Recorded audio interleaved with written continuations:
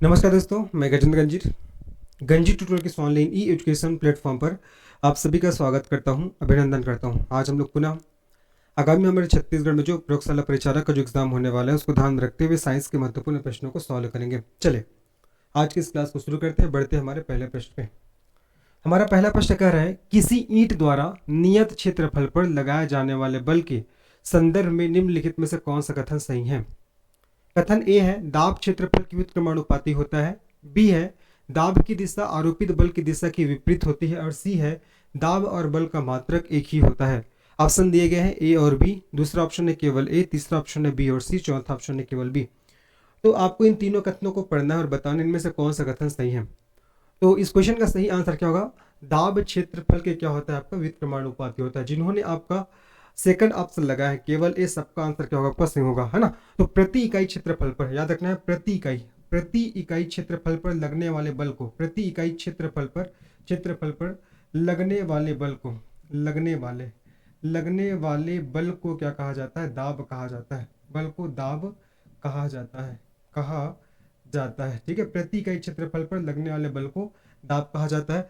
दाब अर्थात प्रेशर, है ना, बराबर क्या होता है, याद रखिएगा आपका बल बटा क्षेत्रफल, ठीक है, बल बटा क्षेत्रफल, या बोल सकते हैं प्रेशर P इक्वल टू आपका फोर्स अपॉन एरिया, ये होता है, ठीक है, इसका फार्मूला होता है। चलो अब देखते हैं क्या बोल रहा है कि दाब क्षेत्रफल की व्युत्क्रमानुपाती होता है। बिल्कुल सही है। देखो इस फार्मूला से देखिए, ये क्या आपका दाब प्रेशर और ये क्या आपका ए अर्थात क्षेत्रफल। तो देख रहे हो आप लोग, फार्मूला से देख रहे हो कि जो आपका दाब है वो क्षेत्रफल की क्या आपका व्युत्क्रमानुपाती है ना। तो पहला स्टेटमेंट तो हमारा क्या हो जाएगा, सही हो जाएगा, ठीक है। अब देखिए दूसरा, दाब की दिशा आरोपित बल की दिशा की विपरीत होती है। क्या बोल रहा है कि दाब की दिशा आरोपित बल की दिशा के, अगर मैं दाब और बल में रिलेशन देखूं, दाब अर्थात आपका पी और बल अर्थात आपका फोर्स, तो ये दोनों एक दूसरे के क्या आपका समानुपाती है, एक दूसरे के अनुक्रमानुपाती है ना, अनुक्रमानुपाती है। अब यहाँ ये बोल रहा है कि दाब की दिशा आरोपित बल की दिशा के विपरीत होती है, ये क्या होगा, गलत हो जाएगा। दाब बल के अनुक्रमानुपाती होता है, इसलिए दोनों की जो दिशा है ना वो आपका एक होनी चाहिए, ये आपको ध्यान रखना है। इसलिए ये क्या हो जाएगा आपका सेकंड स्टेटमेंट गलत हो जाएगा। तीसरा, दाब और बल का मात्रक एक ही होता है, ये भी हमारा गलत है। अगर दाब की इकाई की बात करते हैं तो आपका न्यूटन पर मीटर स्क्वायर, है ना। दाब की इकाई क्या होता है आपका न्यूटन पर मीटर स्क्वायर, जबकि आपका बल का, है ना, बल का मात्रक हम लोग देखें, बल का यूनिट देखें तो क्या होता है आपका, इसका न्यूटन होता है। अब यहाँ पास ये बोल रहा है भाई कि दाब और बल का मात्रक एक ही होता है, एक कहाँ है, दोनों का तो अलग अलग है। इसका न्यूटन पर मीटर स्क्वायर है और इसका क्या आपका न्यूटन हो जाएगा, किसका आपका बल का हो जाएगा। इसीलिए इसका सही आंसर आपका केवल ए, है ना। केवल ए जो आपका कथन है वही क्या है हमारा सही है, बाकी आपका गलत है, ध्यान रखिएगा, ठीक है। अगर आपसे क्वेश्चन पूछता है कि दाब किस प्रकार की राशि है, ठीक है, दाब दाब किस प्रकार की राशि है, दाब किस प्रकार की राशि है, तो आप बताओगे अदिश राशि है। दाब कैसी राशि है, जब आपका अदिश राशि है, स्केलर क्वांटिटी है। ये अदिश राशि किसे कहा जाता है, तो ऐसी राशि जिसमें केवल परिमाण होता है, दिशा नहीं होता, वो क्या कहलाता है आपका अदिश राशि कहलाता है, ध्यान रखना है ना। तो आपका दाब कौन सी राशि है जी, आपका अदिश राशि। जिन्होंने सेकंड ऑप्शन लगाया सबका आंसर क्या होगा आपका सही हो जाएगा, ठीक है। चलो इसका सही आंसर आपका क्या हो जाएगा आपका केवल ए ऑप्शन। आगे बात करते हैं गुप्त ऊष्मा के बारे में निम्नलिखित में से कौन सा विकल्प सही है। पहला, यह पदार्थ की अवस्था को बदलने के लिए इसके इकाई द्रव्यमान द्वारा अवशोषित ऊष्मा की मात्रा है। दूसरा, ऊष्मा के अवशोषण के कारण तापमान में बदलाव होता है। तीसरा, गुप्त ऊष्मा की एसआई इकाई जूल प्रति किलोग्राम है। और चौथा, गुप्त ऊष्मा पदार्थ के अणुओं के बीच आकर्षण बल के प्रभाव को कम करने के लिए प्रयोग किया जाता है। बताइए इसमें से कौन सा आपका विकल्प सही है, कौन सा विकल्प आपका सही है, पूछ रहा है ना, कौन सा विकल्प आपका सही है। तो पहला देखो, यह पदार्थ की अवस्था को बदलने के लिए इसकी इकाई द्रव्यमान द्वारा अवशोषित ऊष्मा की मात्रा है, बिल्कुल सही है। यह आपको ध्यान रखना है, गुप्त ऊष्मा क्या है, पदार्थ की अवस्था को बदलने के लिए इसके इकाई द्रव्यमान द्वारा अवशोषित ऊष्मा की मात्रा, पहला स्टेटमेंट सही है। दूसरा, ऊष्मा के अवशोषण के कारण तापमान में बदलाव होता है, यही दूसरा आपका गलत हो जाएगा। ऊष्मा के अवशोषण के कारण तापमान में बदलाव नहीं होता है, ध्यान रखना, बदलाव यहाँ पास नहीं होता है आएगा, नहीं होता है आएगा। जबकि यहाँ पास क्या बोल रहा है कि ऊष्मा के अवशोषण के कारण तापमान में बदलाव होता है, इसलिए क्या होगा, दूसरा स्टेटमेंट हमारा गलत हो जाएगा। तीसरा, गुप्त ऊष्मा की एसआई इकाई जूल प्रति किलोग्राम है, कई बार पूछा गया, ध्यान रखना जी आपको, गुप्त ऊष्मा ना, गुप्त ऊष्मा की आपका एसआई इकाई, इसकी एसआई क्या पूछेगा तो क्या बताओगे, जूल प्रति किलोग्राम है, जूल प्रति किलोग्राम, जूल प्रति किलोग्राम क्या है इसकी एसआई इकाई है, ये आपको ध्यान रखना है। तो ये तो आपका बिल्कुल सही है, तीसरा तो बिल्कुल सही है, पहला भी सही है। चौथा, गुप्त ऊष्मा पदार्थ के अणुओं के बीच आकर्षण बल के प्रभाव को कम करने के लिए प्रयोग किया जाता है, तो चौथा भी हमारा क्या आपका बिल्कुल सही है, ठीक है। तो इसमें से आपको क्या है, सही कथन की पहचान करना था। पहला भी सही है और आपका तीसरा भी सही है, चौथा भी सही है। तो ए, सी और डी, मतलब जिन्होंने थर्ड ऑप्शन लगाया सबका आंसर आपका सही है। ठीक है, हमको क्या क्या चीजें पता चला गुप्त ऊष्मा के बारे में। देखो, गुप्त ऊष्मा पदार्थ की अवस्था को बदलने के लिए इसके इकाई द्रव्यमान द्वारा अवशोषित ऊष्मा की मात्रा है, पहला तो आपको ध्यान रखना है। दूसरा, गुप्त ऊष्मा की एसआई इकाई जूल प्रति किलोग्राम है, इंपॉर्टेंट है। आगे बात करते हैं, गुप्त ऊष्मा पदार्थ के अणुओं के बीच आकर्षण बल के प्रभाव को कम करने के लिए प्रयोग किया जाता है। ठीक है, आपका पहला, तीसरा और चौथा, ये आपका तीन कथन सही है, लेकिन दूसरा कथन बोल रहा है कि ऊष्मा के अवशोषण के कारण तापमान में बदलाव होता है, तापमान में बदलाव नहीं होता है, ये आपको याद रखना है। ठीक है, चलो आगे बात करते हैं, इसके मात्रा को ध्यान रखिएगा विशेष रूप से। निम्नलिखित में से कौन से कथन सत्य है? ठोस पदार्थों में सामान्यतः ऊष्मा चालन द्वारा स्थानांतरित होता है, और दूसरा, विकिरण द्वारा ऊष्मा के स्थानांतरण के लिए किसी माध्यम की आवश्यकता नहीं होती है। ऑप्शन है पहला केवल एक और, मतलब एक और दो दोनों, दूसरा केवल एक, तीसरा न तो एक और नहीं दो, और चौथा केवल दो। बताओ निम्नलिखित में से कौन से कथन सत्य है? आपको सत्य कथन की पहचान करना। देखिए पहला देखो, ठोस पदार्थों में सामान्यतः ऊष्मा चालन द्वारा स्थानांतरित होती है, तो पहला हमारा बिल्कुल सही है। ठीक है, आपको ऊष्मा स्थानांतरण की विधि के नाम तो आपको पता होगा, एक होता है आपका चालन, चालन कंडक्शन, एक होता है आपका संवहन कॉन्वेक्शन, और एक होता है आपका विकिरण जिसको रेडिएशन के नाम से जानते हैं। ये आपको ऊष्मा स्थानांतरण की विधियां हैं, चालन, संवहन और आपका विकिरण। ठीक है, तो बोल रहा है कि ठोस पदार्थों में सामान्यतः ऊष्मा चालन द्वारा स्थानांतरित होता है, तो पहला वाला स्टेटमेंट तो हमारा बिल्कुल सही हो जाएगा, है ना। आपका चालन में क्या होता है, प्रत्यक्ष भौतिक संपर्क के माध्यम से क्या होता है, आपका ऊष्मा का स्थानांतरण होता है ना। प्रत्यक्ष भौतिक संपर्क के माध्यम से ऊष्मा का स्थानांतरण होता है, किसमें, चालन में, तो पहला स्टेटमेंट हमारा सही है। दूसरा, विकिरण द्वारा ऊष्मा के स्थानांतरण के लिए किसी माध्यम की आवश्यकता नहीं होती, बिल्कुल सही है। ठीक है, आपको जो रेडिएशन के द्वारा जो ऊष्मा का स्थानांतरण होता है, रेडिएशन के द्वारा जो ऊष्मा का क्या होता है, आपका स्थानांतरण होता है, स्थानांतरण, उसमें मीडियम का रिक्वायरमेंट नहीं होता, किसका, मीडियम का, माध्यम का, उसमें मीडियम, मीडियम की आवश्यकता, मीडियम की आवश्यकता इसमें नहीं होती है, ये आपको याद रखने हैं। ठीक है, नहीं होती है। और जबकि आपका संवहन आपका तरल पदार्थों का होता है। ठीक है, तरल पदार्थों में ऊष्मा का अवशोषण संवहन के माध्यम से होता है, जैसे कि आपका किसमें, द्रव की बात हो रहा है, आपका गैस की बात हो रहा है। याद रखना, संवहन आपका किस में नहीं होता, ठोस पदार्थों में नहीं होता, ये आपको याद रखना है जी, है ना, इंपॉर्टेंट है। तो इसमें से कौन सा कथन सत्य है? तो इसमें से दोनों कथन, एक और दो दोनों हो जाएगा, एक और दो आपका दोनों हो जाएगा, याद रखेंगे। और जो आपका संवहन है ना, केवल आपका तरल पदार्थों में होता है, आपका ठोस पदार्थों में नहीं होता है जी। ठीक है, तो ठोस पदार्थों में सामान्यतः ऊष्मा चालन द्वारा स्थानांतरित होती है, और विकिरण द्वारा ऊष्मा के स्थानांतरण के लिए किसी माध्यम की आवश्यकता नहीं होती है। ठीक है, सूर्य से हमको जो एनर्जी भी प्राप्त होता है वो भी रेडिएशन के फॉर्म में ही हमको प्राप्त होता है, आप लोगों को पता ही होगा, है ना। अब बाकी ये तो पता होगा भाई कि पदार्थ की आपका 5 अवस्था है, सॉलिड, लिक्विड, गैस, उसके बाद प्लाज्मा और बोस आइंस्टीन कंडेंसेट। ठीक है, सॉलिड, लिक्विड, गैस, प्लाज्मा और बोस आइंस्टीन कंडेंसेट, इसके बारे में तो मैंने आप लोगों को कई बार बताया हुआ है। ठीक है, चलो आगे कुछ क्वेश्चन आएगा तो वापस मैं पूरा आपको सॉलिड, लिक्विड, गैस के बारे में आप लोग को बता दूंगा। चलो इसका सही आंसर आपको एक और दो दोनों हो जाएगा। आगे बात करते हैं, समतल दर्पण द्वारा प्रतिबिंब निर्माण के संबंध में सही कथन चुनिए। यह वास्तविक वस्तु का वास्तविक और आभासी प्रतिबिंब बनाता है। प्रतिबिंब का आकार समतल दर्पण में वस्तु के आकार से दोगुना है। समतल दर्पण में प्रतिबिंब पार्श्व रूप से उल्टा है, और चौथा, सब सही है। बताओ इसमें क्या है, आपका सही कथन की आपको पहचान करना है, सही कथन की पहचान करना है। पहला, यह वास्तविक वस्तु का वास्तविक और आभासी प्रतिबिंब बनाता है। दूसरा, प्रतिबिंब का आकार समतल दर्पण में वस्तु के आकार से दोगुना है। तीसरा, समतल दर्पण में प्रतिबिंब पार्श्व रूप से उल्टा है, और चौथा, सब सही है। इस क्वेश्चन का सही आंसर क्या होगा? मैंने कई बार आप लोग को पढ़ाया भी है। इस क्वेश्चन का सही आंसर क्या होना चाहिए? आपका थर्ड ऑप्शन, समतल दर्पण में प्रतिबिंब है वो आपका पार्श्व रूप से उल्टा है, ये हमारा सही है जी, ये हमारा क्या आपका सही हो जाएगा। ठीक है, चलो अब मैं आपको प्लेन मिरर समतल दर्पण के बारे में जो विशेष तथ्य है, समतल दर्पण प्लेन मिरर के बारे में जो इंपॉर्टेंट तथ्य है, जहां से क्वेश्चन पूछे जाते हैं उसके बारे में बता देता हूँ। ठीक है, सबसे पहले तो आपका जो समतल दर्पण है, समतल दर्पण है, समतल दर्पण में जो इमेज बनता है वो क्या होता है, पार्श्व रूप से उल्टा होता है। क्या होता है, पार्श्व रूप से। ठीक है, पार्श्व रूप से क्या होता है, जब का उल्टा होता है, उल्टा होता है। कहने का तात्पर्य है, आप समतल दर्पण के सामने में अपना राइट हैंड को ऐसे ऊपर करोगे तो आपका लेफ्ट हैंड आपको ऊपर उठा हुआ दिखेगा। ठीक है, आगे बात करते हैं। अगर बात करते हैं समतल दर्पण किसके सिद्धांत पर काम करता है, तो आपका प्रकाश के परावर्तन के सिद्धांत पर। वैसे बेसिकली देखा जाए तो जो मिरर्स होते हैं, दर्पण होते हैं, वो प्रकाश के परावर्तन के सिद्धांत पर काम करते हैं, जबकि जो लेंस होते हैं वो प्रकाश के अपवर्तन के सिद्धांत पर काम करते हैं। आगे बात करते हैं, आगे बात करते हैं समतल दर्पण के बारे में। समतल दर्पण के केस में क्या होता है, आपका वस्तु की दूरी है ना, वस्तु की दूरी और आपका प्रतिबिंब की दूरी, प्रतिबिंब की दूरी, distance of object is equal to distance of image, प्रतिबिंब की दूरी ये क्या होता है आपका बराबर होता है। ठीक है, समतल दर्पण केस में वस्तु की दूरी और प्रतिबिंब की दूरी बराबर होता है। कहने का तात्पर्य है अगर ये आपका एक प्लेन मिरर है, समतल दर्पण है, समतल दर्पण के सामने कोई व्यक्ति खड़ा है 5 सेंटीमीटर में, तो इसको इसका जो प्रतिबिंब है ना दर्पण के अंदर 5 सेंटीमीटर आपका बाद में दिखाई देगा। मतलब डिस्टेंस का होता है आपका इक्वल होता है, इक्वल होता है, ध्यान रखना, वस्तु की दूरी प्रतिबिंब की दूरी के बराबर होगा। उसी प्रकार आपका वस्तु की ऊंचाई है ना, वस्तु की जो ऊंचाई है, height of object is always equal to height of image. वस्तु की ऊंचाई और आपका प्रतिबिंब की ऊंचाई दोनों बराबर होता है। प्रतिबिंब की ऊंचाई ये क्या होता है आपका, दोनों क्या होता है जब आपका बराबर होगा। मतलब कोई पर्टिकुलर पर्सन खड़ा हुआ है, इसका अगर 5 फीट हाइट है तो जाहिर सी बात है उसका जो प्रतिबिंब बनेगा उसका भी हाइट कितना होगा, 5 फीट ही होगा।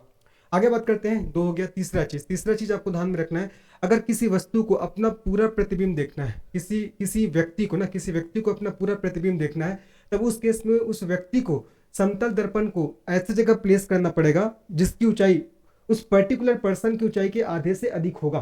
ठीक है, ऐसी जगह उसको प्लेस करना पड़ेगा। आगे सबको समझ में, ठीक है, ये भी इंपॉर्टेंट है। आगे बात करते हैं, जो समतल दर्पण है इसकी फोकस, समतल दर्पण की फोकस क्या होती है आपका, फोकस अनंत होती है। फोकस अनंत होती है कहने का तात्पर्य है जैसे कि देखो ये आपका प्लेन मिरर है, तो प्लेन मिरर में कोई प्रकाश किरण आया, आने के बाद जिस एंगल से आया उसी एंगल से लौट गया, फिर से कोई प्रकाश किरण आया, जिस एंगल से आया उसी एंगल से लौट गया। मतलब ये कहीं भी फोकस नहीं होती है कि आप जो आपका किरण है वो है ना, कहीं भी एक जगह नहीं मिलती है, इसीलिए इसका आपका फोकस क्या होता है, इन्फिनिटी होता है, अनंत होता है। और याद रखना फोकस दूरी पूछेगा तो भी बताओगी अनंत, फोकस दूरी भी क्या होता है, अनंत होता है, याद रखेंगे, इंपॉर्टेंट है। आगे बात करते हैं, इसकी क्षमता अगर पूछेगा आपका प्लेन मिरर की क्षमता, समतल दर्पण की क्षमता, तो क्या बताओगे, शून्य बताओगे। क्यों शून्य होता है, देखो ना भैया प्रकाश किरण को कहीं मिला रहा है क्या, है ना, मतलब प्रकाश किरण कहीं पूरा आपस में मिल रहा है क्या, नहीं मिल रहा है, ये तो जिस एंगल से है उसी एंगल से आपका लौट गई है ना, इसलिए इसकी क्षमता कितनी होती है आपका, शून्य होती है, ये आपको ध्यान में रखना इंपॉर्टेंट है। आगे बात करते हैं, अगर आपको थीटा का वैल्यू दिया जाएगा, थीटा का वैल्यू दिया जाएगा है ना, और आपसे पूछेगा कि समतल दर्पण के द्वारा कितने इमेज का फॉर्मेशन होगा, तो इसके लिए फार्मूला है 360 अपॉन थीटा माइनस वन, है ना, n equal to 360 upon theta minus one. जो थीटा क्या आपका एंगल है, जैसे क्वेश्चन क्या पूछ सकता है कि दो समतल दर्पण को 40 डिग्री के एंगल में प्लेस किया गया है, तो नंबर ऑफ इमेज कितने बनेंगे। तो इस फार्मूला में आप लोग को वैल्यू को पुटअप करना है, देन आप लोग को आंसर निकल जाएगा, आंसर आपको को प्राप्त हो जाएगा। ठीक है, और प्लेन मिरर का यूज कहाँ कहाँ करते हैं, ड्रेसिंग, है ना, आपका ड्रेसिंग मिरर के रूप में इसका प्रयोग होता है। ठीक है, बाथरूम मिरर के रूप में इसका प्रयोग होता है, बाथरूम मिरर के रूप में इसका प्रयोग होता है जी, है ना। साथ ही साथ आपका पेरिस्कोप याद रखेंगे, बहुत इंपॉर्टेंट है, पेरिस्कोप में भी इसका प्रयोग किया जाता है, याद रखिएगा, इंपॉर्टेंट है। और पेरिस्कोप के केस में ना क्या होता है आपका, दो प्लेन मिरर होता है, दो समतल दर्पण होता है, जिसको 45 डिग्री पर प्लेस किया जाता है। दोनों जो प्लेन मिरर है उसको 45 डिग्री पर प्लेस किया जाता है, ये भी आपको याद रखना है जी। ठीक है, इस क्वेश्चन का सही आंसर आपका थर्ड ऑप्शन, समतल दर्पण में प्रतिबिंब पार्श्व रूप से क्या है आपका उल्टा है, ये सही आंसर हो जाएगा। आगे बात करते हैं, प्रकाश विद्युत प्रभाव के बारे में कौन सा कथन गलत है। आपको गलत कथन की पहचान करना है, थोड़ा सा टफ क्वेश्चन है। पहला, प्रति सेकंड उत्सर्जित प्रकाशीय इलेक्ट्रॉन की संख्या आपतन विकिरण की तीव्रता के अनुपातिक है। दूसरा, आपतन विकिरण की दी गई आवृत्ति के लिए निरोध विभव इसकी तीव्रता से स्वतंत्र है। तीसरा, फोटो इलेक्ट्रॉन की अधिकतम गतिज ऊर्जा घटना विकिरण की आवृत्ति के साथ रैखिक रूप से कम हो जाती है। और चौथा, प्रकाशीय इलेक्ट्रॉन की अधिकतम गतिज ऊर्जा आपतन विकिरण की तीव्रता के साथ रैखिक रूप से बढ़ती है। ठीक है, तो इसमें क्या बोल रहा है, कौन सा कथन आपका गलत है, बोल रहा है ना, कौन सा कथन गलत है। तो देखो पहला कथन हमारा बिल्कुल सही कि प्रति सेकंड उत्सर्जित प्रकाशीय इलेक्ट्रॉन की संख्या आपतन विकिरण की तीव्रता के अनुपातिक होता है, किसमें, प्रकाश विद्युत प्रभाव में। दूसरा, आपतन विकिरण की दी गई आवृत्ति के लिए निरोध विभव इसकी तीव्रता से स्वतंत्र है, दूसरा भी हमारा बिल्कुल सही है। तीसरा, फोटो इलेक्ट्रॉन की अधिकतम गतिज ऊर्जा घटना विकिरण की आवृत्ति के साथ रैखिक रूप से कम होती जाती है, तीसरा भी हमारा बिल्कुल सही है। ठीक है, आगे बात करते हैं, चौथा क्या है आपका, चौथा क्या है, प्रकाशित इलेक्ट्रॉन की अधिकतम गतिज ऊर्जा विकिरण की तीव्रता के साथ रैखिक रूप से आपका बढ़ती है बोला जा रहा है, यही क्या होगा आपका गलत हो जाएगा, है ना, यही क्या होगा गलत हो जाएगा। यहाँ पर देखो फोटो इलेक्ट्रॉन की अधिकतम गतिज ऊर्जा घटना विकिरण की आवृत्ति के साथ रैखिक रूप से कम होती जाती है, तो सही है, लेकिन ये बोल रहा है कि प्रकाशीय इलेक्ट्रॉन की अधिकतम गतिज ऊर्जा आपतन विकिरण की तीव्रता के साथ रैखिक रूप से बढ़ती है, ये क्या हो जाएगा हमारा गलत हो जाएगा, ये आपको याद रखना है जी। ठीक है, चले, तो आपको गलत कथन की पहचान करना था, इसका सही आंसर आपका फोर्थ ऑप्शन जाएगा, प्रकाश इलेक्ट्रॉन की अधिकतम गतिज ऊर्जा आपतन विकिरण की तीव्रता के साथ रैखिक रूप से बढ़ती है, गलत हो जाएगा। आगे बात करते हैं, -40 डिग्री फ़ारेनहाइट सेल्सियस स्केल पर कितने डिग्री बराबर होगा, है ना, वो कितने डिग्री सेंटीग्रेड के बराबर होगा। फ़ारेनहाइट का वैल्यू दिया है, ठीक है, तो आप लोग को पता होगा एक फार्मूला होता है आपका C/5 5, C/5 इक्वल टू क्या होता है आपका 5 है ना, C/5 equal to F minus 32/9 ये फार्मूला होता है। ठीक है, अब क्या है आपको क्या दिया गया है, आपका एफ का वैल्यू दिया गया है। एफ का वैल्यू कितना दिया है, -40 डिग्री फ़ारेनहाइट दिया है। ठीक है, एफ का वैल्यू दिया है इतना। अब बोल रहा है कि आपका सेल्सियस स्केल पर कितने डिग्री के बराबर होगा, ऐसा बोल रहा है। मतलब आपको सी का वैल्यू निकालना है। तो सी इक्वल टू क्या हो जाएगा, एफ माइनस 32/9 क्रॉस 5, या ऐसे बोल सकते हैं सी इक्वल टू आपका एफ माइनस 32 है ना, 32 इंटू क्या हो जाएगा आपका 5/9 हो जाएगा, ऐसा होगा ना जी। एफ माइनस 32 5/9 हो जाएगा। ऐसे जब ट्रांसफर करेंगे तो वैल्यू पुटअप करिए, सी इक्वल टू एफ का वैल्यू कितना होगा, एफ का वैल्यू आपका कितना दिया है -40 और आपका -32 हो जाएगा। ठीक है, गुना आपका 5/9 हो जाएगा। -40 -32 कितना आ जाएगा आपका, सी इक्वल टू -72, 72 गुना 5/9 हो जाएगा, है ना। काट दीजिए, 9 कम 9, 9 अट्ठे 72, तो -8 गुना 5 इक्वल टू कितना होगा, -40। ठीक है, तो इसका सही आंसर आपका थर्ड ऑप्शन, जिन्होंने थर्ड ऑप्शन लगाया सबका आंसर आपका सही है। -40 डिग्री सेंटीग्रेड पर क्या होगा, वैल्यू समान होगा। ठीक है, तो इसका सही ऑप्शन क्या होगा आपका थर्ड ऑप्शन, जिन्होंने लगाया सबका आंसर आपका सही है जी। ठीक है, चलिए आगे बात करते हैं। आगे बात करते हैं, नेक्स्ट प्रश्न पढ़ते हैं। भौतिकी में मूलभूत पैरामीटर को पहचानिए, भार, बल, समय या घनत्व। आपको मूलभूत जो पैरामीटर है उसको पहचानना है, भार, बल, समय या घनत्व। इसका सही आंसर आपका क्या हो जाएगा, समय हो जाएगा। ठीक है, तीन आपका मूलभूत पैरामीटर है, लंबाई, द्रव्यमान और समय, है ना। अगर तीन तीन मूलभूत पैरामीटर की बात करो, तीन मूलभूत मूलभूत पैरामीटर पैरामीटर कौन कौन सा आपका, लंबाई, लंबाई हो जाएगा, है ना। इसके बाद आपका द्रव्यमान हो जाएगा और आपका समय, ये आपका तीन मूलभूत इकाइयां हैं, इंपॉर्टेंट है। ठीक है, लेकिन अगर 7 मूलभूत इकाइयों की बात करते हैं, 7 मूलभूत इकाई की अगर बात करें, ठीक है, ये तो है ही है, लेकिन और क्या क्या ध्यान रखना है। देखो, लंबाई का आपका मीटर हो जाएगा, मीटर। द्रव्यमान का क्या होगा, किलोग्राम हो जाएगा, किलोग्राम। ठीक है जी। और आपका समय का क्या होगा, समय का आपका सेकंड हो जाएगा, समय का सेकंड हो जाएगा। चौथा, ताप का क्या होगा आपका, ताप का आपका केल्विन हो जाएगा, तो केल्विन। उसके बाद विद्युत धारा का क्या होगा, विद्युत धारा का आपका एम्पियर, विद्युत धारा का आपका एम्पियर हो जाएगा, एम्पियर। उसके बाद आपका ज्योति तीव्रता का क्या होगा, ज्योति तीव्रता का आपका कैंडेला, कैंडेला हो जाएगा। उसके बाद पदार्थ की मात्रा इसका क्या होगा आपका मोल हो जाएगा, इसका मोल हो जाएगा। ठीक है, ये सब क्या आपका 7 फंडामेंटल्स क्वांटिटी है, 7 मूलभूत इकाइयां, ये भी आपको ध्यान रखना है। लंबाई का मीटर, द्रव्यमान का किलोग्राम, समय का सेकंड, ये सब क्या इसके यूनिट्स है ना। ताप का केल्विन, विद्युत धारा का एम्पियर, ज्योति तीव्रता का कैंडेला, पदार्थ की मात्रा का मोल। लेकिन यहाँ पास पूछ रहा है मूलभूत पैरामीटर।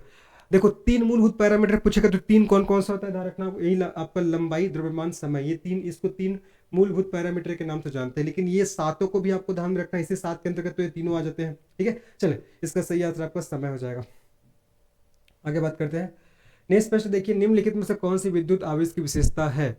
समान आवेश एक दूसरे को प्रतिकर्षित करते हैं और विपरीत आवेश एक दूसरे को आकर्षित करते हैं। बिल्कुल सही है। ठीक है, पहला तो हमारे बिल्कुल सही कि जो समान आवेश है वे एक दूसरे को प्रतिकर्षित करेंगे और विपरीत आवेश एक दूसरे को आकर्षित करते हैं, पहला हमारा बिल्कुल सही है। दूसरा, आवेग संरक्षण किया जाता है, ये दूसरा है। और तीसरा देखो, दो आवेश के बीच बल कूलाम के नियम द्वारा शासित होता है, तीसरा भी हमारा बिल्कुल सही है। पहला तो सही है, तीसरा बोल रहे कि दो आवेशों के बीच बल कूलाम के नियम द्वारा शासित होता है, तीसरा भी हमारा बिल्कुल सही हो जाएगा। ठीक है, और आवेश संरक्षण किया जाता है, ये आपका दूसरा भी हमारे बिल्कुल सही होगा। क्यों, क्योंकि आपका आवेश को ना तो उत्पन्न किया जा सकता है ना ही नष्ट किया जा सकता है। ठीक है, इसको संरक्षित किया जा सकता है। इसका सही आंसर आपका सेकंड ऑप्शन, आवेश संरक्षण किया जा सकता है। ठीक है, तो पहला भी सही है, दूसरा भी सही है, तीसरा भी सही है, इसलिए इसका सही आंसर क्या हो जाएगा आपका फोर्थ ऑप्शन, उपरोक्त सभी इसका सही आंसर आपका फोर्थ ऑप्शन आपका सही हो जाएगा। ठीक है जी, चलो आगे बात करते हैं। नेक्स्ट प्रश्न हम लोग बढ़ते हैं। देखिए, निम्नलिखित में से कौन रेडियोधर्मी तत्व नहीं है, प्लूटोनियम, टाइटेनियम, यूरेनियम या थोरियम। बताइए इसका सही आंसर क्या होगा। देखो,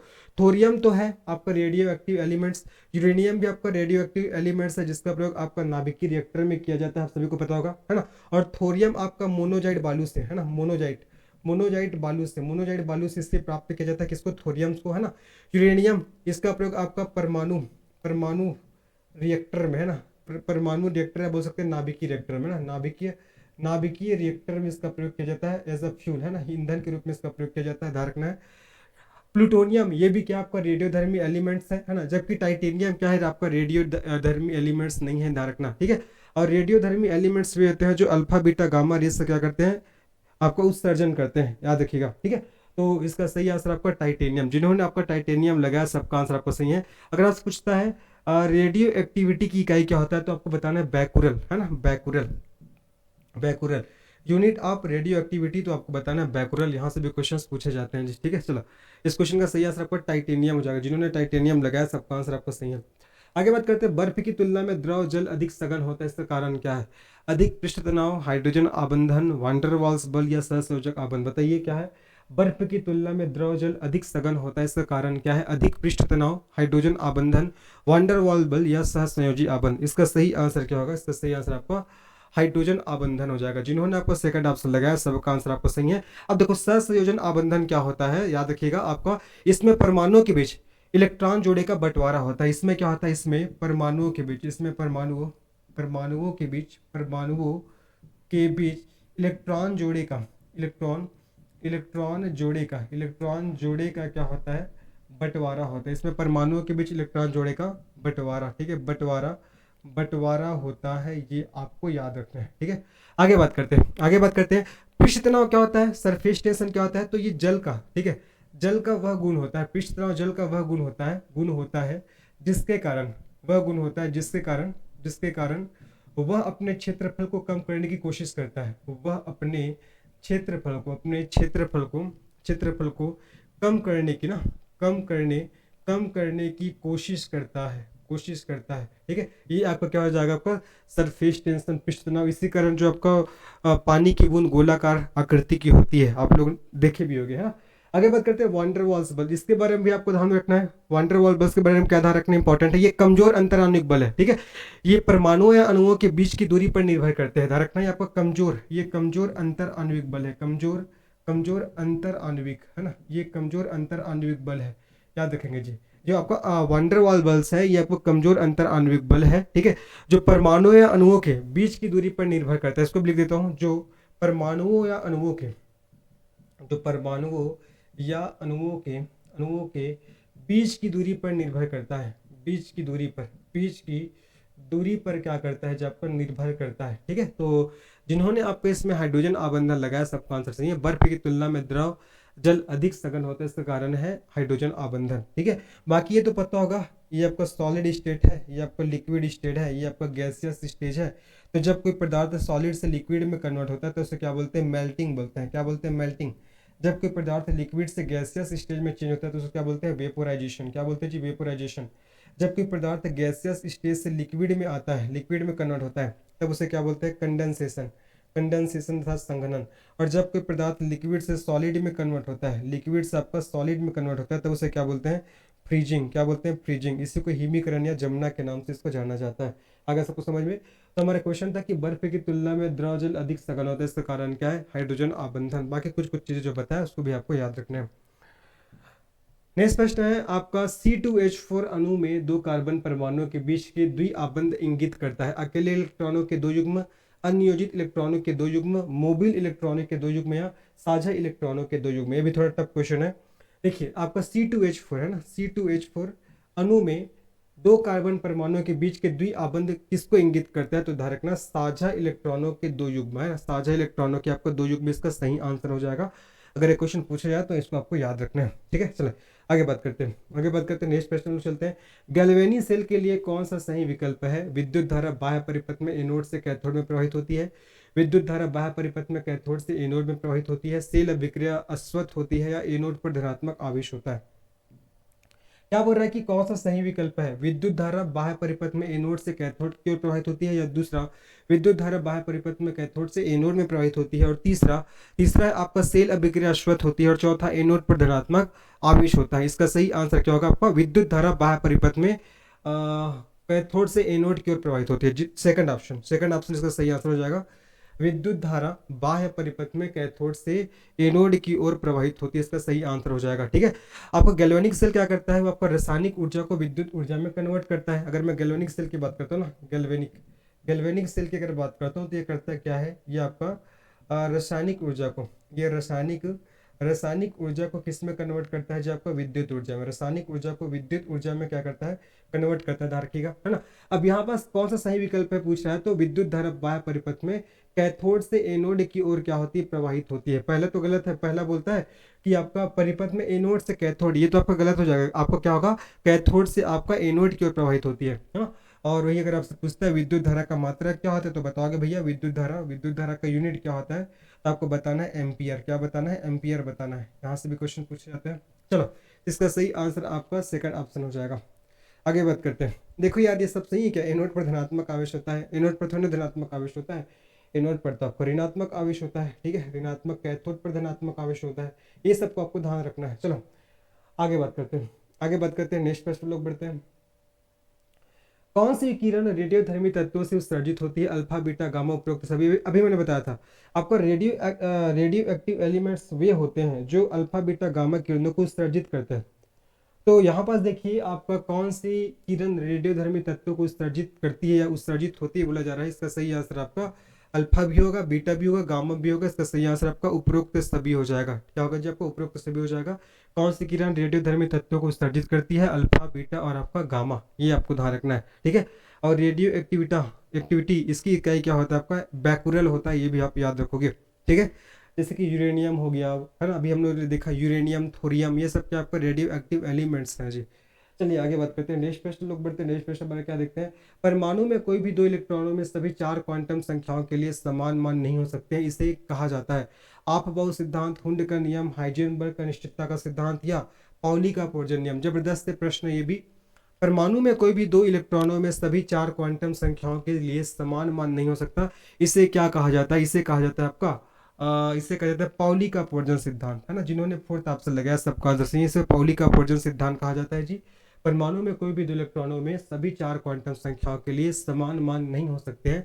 इसे कहा जाता है, इसे पाउली का अपवर्जन सिद्धांत, मतलब पाउली जी ने अपने सिद्धांत में यही चीज बताया हुआ है। और परमाणु क्या होता है सभी को पता होगा। परमाणु किसी पदार्थ की वह छोटी से छोटी इकाई है जिसे और हम लोग फर्दर डिवाइड नहीं कर सकते। जिन्होंने फोर्थ ऑप्शन लगाया सबका आंसर आपका सही है। चलो आगे बात करते हैं। अनुनाद उड़ता है पाई इलेक्ट्रॉनों के विस्थापन द्वारा या सिग्मा इलेक्ट्रॉनों के विकेंद्रीकरण द्वारा या परमाणु का पुनर्बंधन द्वारा या sp3 संकरण द्वारा। तो ये क्वेश्चन को अच्छे से याद रखिएगा, बार बार पूछा जाता है। अनुनाद किस कारण उड़ता है? तो पाई इलेक्ट्रॉनों के विस्थापन के द्वारा, है ना। पाई इलेक्ट्रॉनों के विस्थापन के द्वारा क्या होता है? अनुनाद उड़ता है। ये आपको याद रखना है। तो जिन्होंने ये ऑप्शन लगाया था सबका आंसर क्या होगा? जो आपका सही हो जाएगा। बाएं से दाएं जाते हुए आवर्त सारणी के बारे में कौन सा कथन गलत है? विद्युत ऋणात्मकता बढ़ती है। बिल्कुल सही है। अगर आप आवर्त सारणी में बाएं से दाएं जाओगे तो विद्युत ऋणात्मकता बढ़ेगी।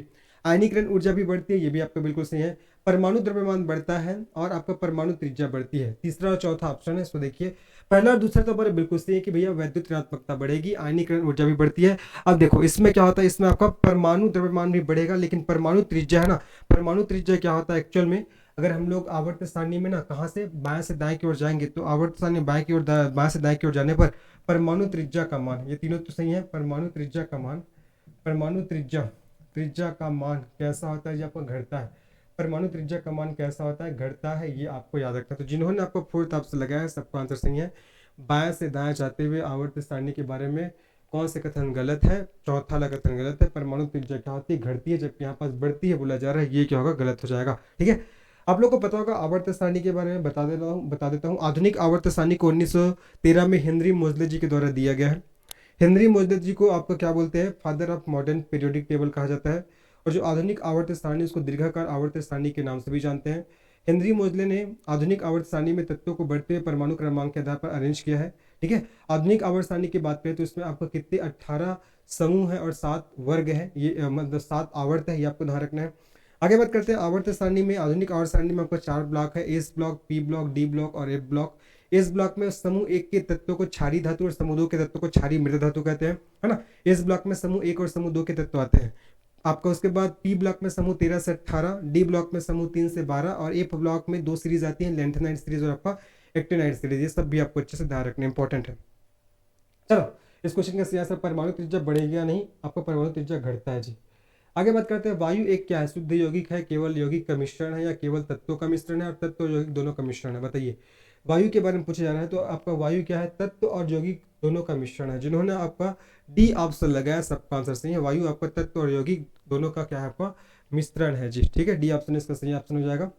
तत्व किसे कहेंगे, मैंने बताया था तत्व केवल एक ही प्रकार के एलिमेंट से मिलकर बना होता है, मतलब तत्व केवल एक ही प्रकार के परमाणुओं से ना, तत्व केवल एक ही प्रकार के एटम अर्थात परमाणुओं से मिलकर बना होता है। जैसे कि कोई आपका आयरन का आपका एक तत्व है, तो आयरन का हर एक पार्ट किससे बना होगा, आपका आयरन से मिलकर बना होगा, यहाँ भी आयरन, यहाँ भी आयरन, यहाँ भी आयरन, यहाँ भी आयरन, यहाँ भी आयरन, है ना। और यौगिक किसे कहेंगे, जब तत्वों को दो फिक्स रेशियो में, है ना, जब तत्वों को हम लोग क्या करते हैं, फिक्स रेशियो में मिला देते हैं। जब तत्वों को फिक्स रेशियो में मिलाया जाता है तब किसका निर्माण होता है, यौगिक अर्थात कंपाउंड का निर्माण होता है। ठीक है, जैसे कि बात करते हैं, मैंने क्या लिखा आपका H2O लिखा, H2O लिखा, इसमें हाइड्रोजन और ऑक्सीजन को एक फिक्स रेशियो में मिलाया गया तभी किसका निर्माण हुआ है, आपका H2O का निर्माण हुआ है। वही लिखता हूँ मैं आपका H2SO4, है ना, ये मैंने लिखा। यहाँ भी आपका हाइड्रोजन को, सल्फर को, ऑक्सीजन को एक फिक्स रेशियो में मिलाया गया तब H2SO4 का निर्माण हुआ है। मतलब जब तत्वों को एक फिक्स रेशियो में मिलाते हैं तब किसका निर्माण होता है, यौगिक अर्थात कंपाउंड का निर्माण होता है। ये भी आपको अच्छे से याद रखना है, आगे सबको समझ में। तो ये आज का हमारा अंतिम क्वेश्चन था। ऐसे मैं छोटे छोटे वीडियो बनाऊंगा ताकि 2-3 क्लास एक दिन आप लोग को प्रोवाइड कर सकूँ जी, ठीक है। चलो, अगर वीडियो पसंद आएगा तो इस वीडियो को आप लाइक कर सकते हो, इस चैनल को सब्सक्राइब कर सकते हो, इसे अपने दोस्तों को शेयर कर सकते हो, ठीक है। मिलते हैं नेक्स्ट वीडियो में, तब तक के लिए सभी को धन्यवाद, बाय, टेक केयर।